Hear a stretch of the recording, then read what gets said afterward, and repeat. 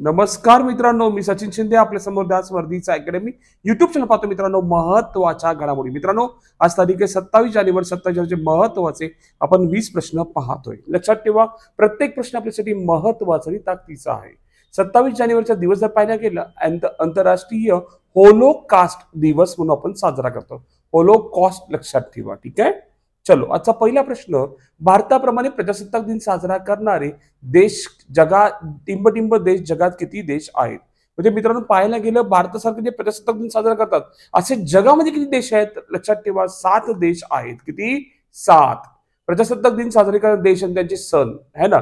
Actually आपण देश फक्त पाहतोय.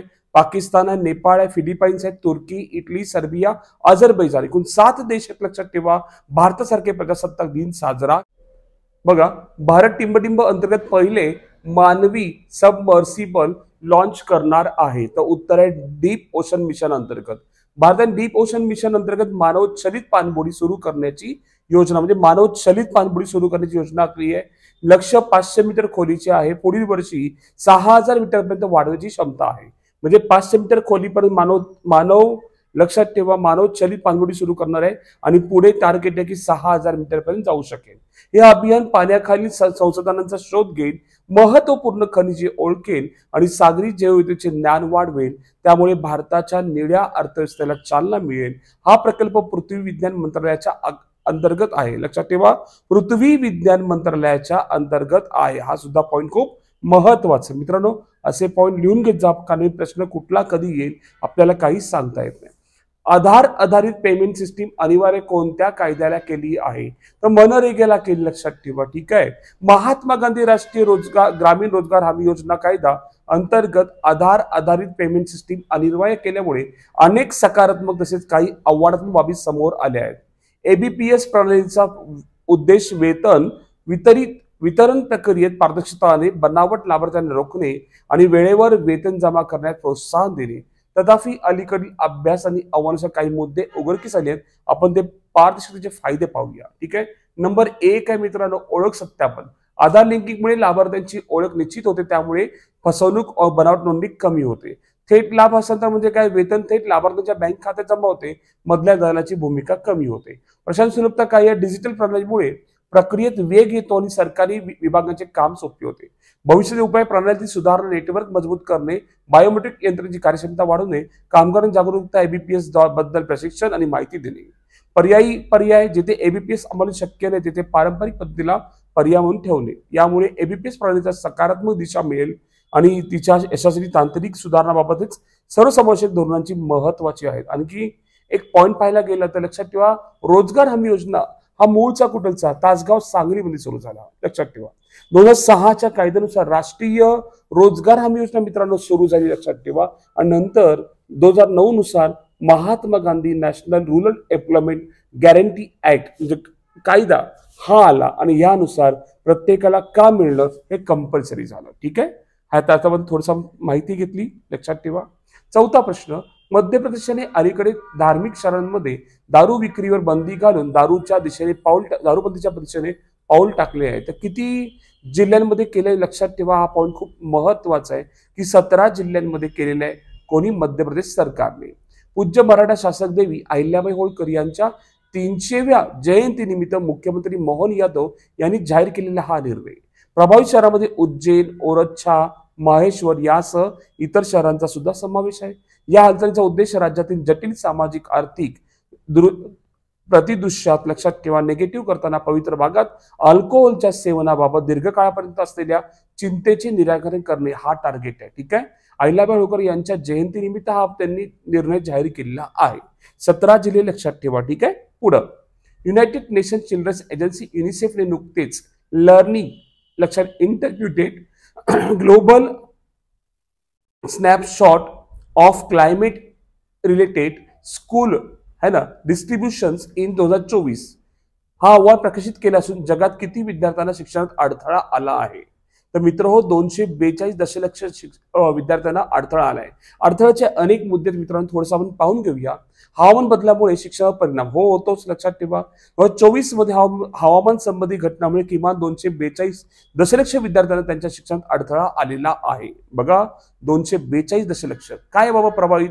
हवामान संवेदनशील भाग, विशेषतः आशिया, आफ्रिका, लॅटिन अमेरिकेतील काही देशांमध्ये याचा गंभीर परिणाम झाला आहे ना. लंबकालीन परिणाम काय?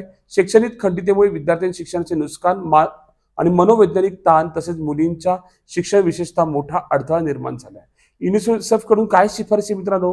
शिक्षण पायाभूत सुविधांचा पुनर्विकास, हवामान प्रतिरोधक शाळांची उभारणी, डिजिटल शिक्षणाचा विस्तार, संकटाच्या काळात ऑनलाईन शिक्षणाचा अधिक वापर, शालेय सुरक्षा उपाययोजना, आपत्ती व्यवस्थापन धोरणांमध्ये शाळांना प्राधान्य, जागरूकता आणि प्रशिक्षण, विद्यार्थ्यांसाठी हवामान शिक्षणावर लक्ष केंद्रित करणे. ठीक आहे, हे 4 मुद्दे युनिसेफने शिफारस केलेले आहेत.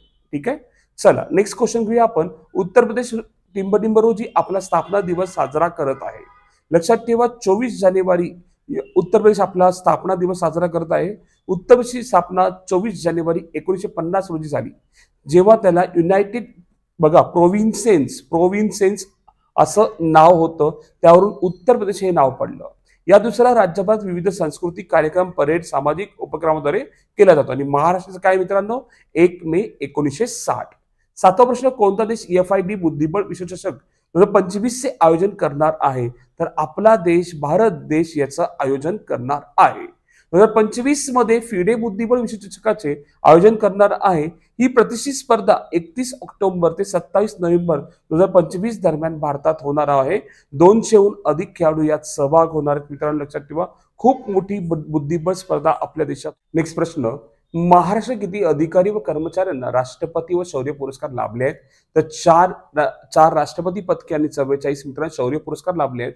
ऍक्च्युली पाहायला गेलं प्रजासत्ताक दिनाच्या पूर्वसंध्येला पोलीस, अग्निशमन, गृहरक्षक दल, नागरी संरक्षण आणि सुधारात्मक सेवांमधील एकूण 942 जवानांना विविध श्रेणीतील शौर्य आणि सेवा पदके जाहीर झाली आहेत. ठीक आहे, ओके. आपल्याला माहित असावं महाराष्ट्र किती एकूण देशातले 942, त्यापैकी महाराष्ट्रातले 4 राष्ट्रपती पदके आणि 44 शौर्य पुरस्कार मिळालेले आहेत. ठीक आहे, नेक्स्ट क्वेश्चन मित्रांनो लक्षात ठेवा. ठीक आहे, पुढे 9वा प्रश्न, प्रजासत्ताक दिन 2025 मध्ये किती वर्ष पूर्ण झाली आहेत?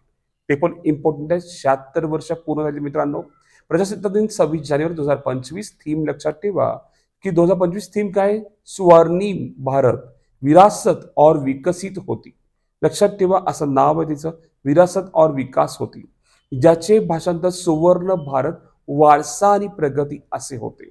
हे थीम भारताचा सांस्कृतिक वारसा साजरा करते, परदेशी मान्यवरांना आमंत्रित करण्याची परंपरा पुढे चालू ठेवत आहे.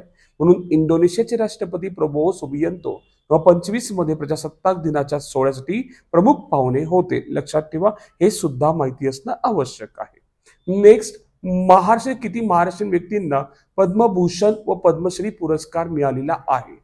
हे सुद्धा आपल्याला माहित असणं आवश्यक आहे. पद्मविभूषण हा किताब आपल्याला नाही मिळाला, पण पद्मभूषण आणि पद्मश्री किताब मिळालाय. लक्षात ठेवा, आपल्याला 3 पद्मभूषण किताब मिळालेत आणि 11 पद्मश्री पुरस्कार मिळालेले आहेत. हे आपल्याला माहित असणं आवश्यक आहे. 11वा प्रश्न, भारतातील किती व्यक्तींना पद्मविभूषण, पद्मभूषण, पद्मश्री प्राप्त झाले आहेत? तर 139 जणांना प्राप्त झालेले आहे. ठीक आहे, चलो नेक्स्ट क्वेश्चन, राष्ट्रीय सुशासन संमेलन national conference on good governance कोणत्या शहरामध्ये आयोजित केले जाईल? मित्रांनो लक्षात ठेवा, राष्ट्रीय सुशासन संमेलन म्हणतो आपण, आपल्याला माहित असणं ते सुद्धा आवश्यक आहे, कारण की असे प्रश्न एखादा पेपरला येऊ शकतात. तर लक्षात ठेवा, गुजरातमध्ये गांधीनगरमध्ये आयोजित केलेले आहे. ठीक आहे, नेक्स्ट क्वेश्चन 13वा, अमेरिकेचे राष्ट्राध्यक्ष डोनाल्ड ट्रम्प यांनी टिंबटिंब येथे राष्ट्रीय आणीबाणी जाहीर केली आहे. दक्षिण सीमेमध्ये आणीबाणी जाहीर केली आहे. अलीकडे कोणत्या देशाने समलिंगी विवाहाला कायदेशीर मान्यता दिलेली आहे? तर थायलंड देशाने दिलेली आहे समलिंगी विवाहाला मान्यता. नुकतेच राजस्थानमधील भारत पाकिस्तान सीमेवर ऑपरेशन सरळ हवा कोणी सुरू केले आहे? तर BSF ने सुरू केलेले आहे. हे सुद्धा आपल्याला माहित असणं आवश्यक आहे, कारण की असे प्रश्न आपल्याला येतात लक्षात. 16वा प्रश्न, नुकतीच राष्ट्रीय आदिवासी आरोग्य परिषद 2025 कुठे आयोजित करण्यात आली होती? तर उत्तर आहे नवी दिल्लीमध्ये आयोजित करण्यात आली होती. अलीकडे कोणत्या माजी खेळाडूच्या ऑस्ट्रेलियाच्या हॉल ऑफ फेम मध्ये समावेश करण्यात आला? तर मायकल क्लार्क या खेळाडूचा समावेश करण्यात आलेला आहे. 18वा प्रश्न, अहिल्याबाई होळकर यांची कितवी जयंती साजरी होत आहे? तर उत्तर आहे 300वी जयंती साजरी होत आहे. 19वा प्रश्न, नुकतेच ने कोणते वर्ष आंतरराष्ट्रीय हिमनदी संवर्धन वर्ष म्हणून घोषित केले आहे? तर 2025 हे वर्ष हिमनदी संवर्धन वर्ष म्हणून घोषित केले आहे. आणि आपल्यासाठी महत्वाचा प्रश्न, भारतातील पहिला खाजगी उपग्रह नक्षत्र कोणत्या स्टार्टअपने प्रक्षेपित केला आहे? ऑप्शन आहे पिक्सल, रेला, टाइम व्यू आणि यापैकी नाही. तर आपल्याला उत्तर सांगायचं की यापैकी उत्तर काय असणार आहे. आणि मित्रांनो, आपण सर्व महत्वाचे प्रश्न, प्रत्येक प्रश्न पाहिला, जो प्रत्येक प्रश्न महत्वाचा आणि ताकदीचा आहे. ठीक आहे, आज आपण इथेच थांबू. उद्या याच टाइमला याच वेळी भेटू मित्रांनो. धन्यवाद, थँक्यू.